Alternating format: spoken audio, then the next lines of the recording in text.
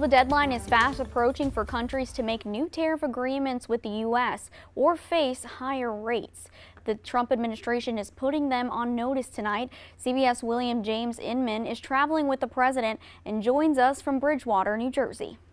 This weekend, President Trump is celebrating the first major piece of legislation for his second term. It's really promises made, promises kept, and we've kept them.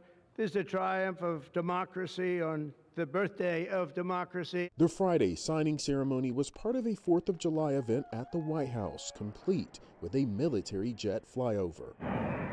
The new law includes several campaign promises, such as no taxes on tips, an extension of the 2017 Trump tax cuts, and more funding for the military and border security.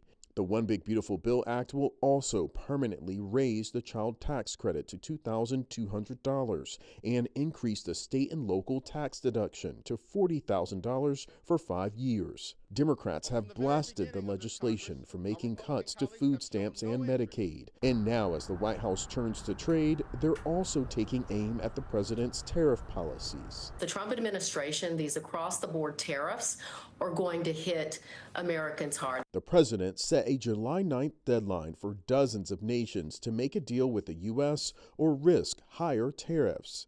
Now the president says multiple nations could receive notice of new tariff rates early next week, which would go into effect in August. I signed some letters, and they'll go out on Monday, probably 12. The upcoming deadline leaves little time to negotiate. You can't sit down with 200 countries. I think the letters are better.